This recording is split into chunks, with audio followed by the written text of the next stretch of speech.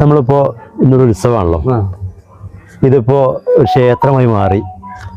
അപ്പോൾ ഈ നാട്ടുകാരോടും അതുപോലെ നമ്മളിതിനനുബന്ധ ആളുകളോടൊക്കെ എന്തെങ്കിലും കാര്യങ്ങൾ സംസാരിക്കാൻ ഞങ്ങൾ അഭ്യർത്ഥിക്കുകയാണ്. അനുഭവങ്ങളുണ്ടല്ലോ നമ്മളെ ഇതെന്താണ് എന്തിനാണെന്നുള്ളൊരു 2 വാക്ക്. ഇവിടെ പറഞ്ഞാൽ അത് ഒന്നാമത് ഇത് വെച്ചിട്ടുള്ളത് ഒരു കോമരാണ്. സ്വാമി പറഞ്ഞ ദേവിയിൽ അർപ്പിച്ചിട്ടുള്ള ഒരു കോമരാണ്.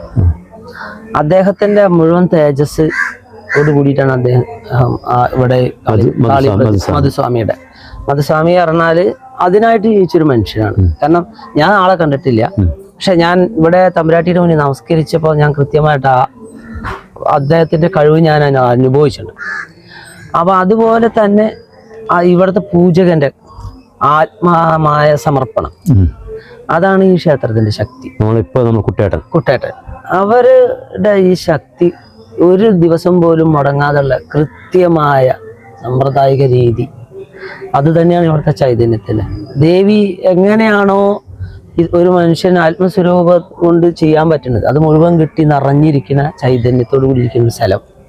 നമുക്ക് കാളീക്ഷേത്രങ്ങൾ ഒരുപാടുണ്ടെങ്കിലും ഇത്ര ശക്തിമത്തായ ഒരു ക്ഷേത്രത്തെ കാണാൻ നമുക്ക് ബുദ്ധിമുട്ടാണ്. ഇവിടുത്തെ പൗർണമി പൂജയിൽ പങ്കെടുക്കാൻ സാധിക്കുക എന്ന് പറഞ്ഞാൽ തന്നെ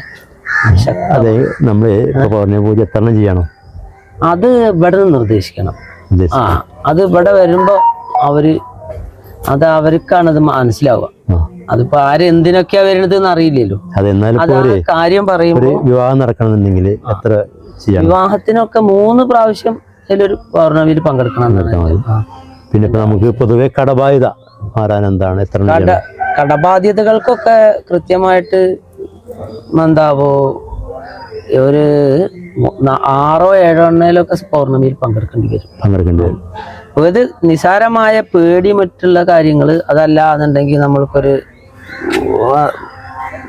കാര്യത്തിന് ഉന്മേഷമില്ലായ്മ അങ്ങനെയുള്ള കാര്യങ്ങൾക്ക്, അതല്ലെങ്കിൽ നമുക്ക് എന്താവോ വേറെയുള്ള ഉപദ്രവങ്ങൾ ഉണ്ടെന്നുള്ള തോന്നലുകൾ ഒക്കെ ഉണ്ടെങ്കിൽ ഒരു പൗർണമിയിൽ തന്നെ ഇവിടെ നിന്ന് നിർദ്ദേശിക്കുന്ന കാര്യങ്ങൾ ചെയ്താൽ ഗുണം കാണും.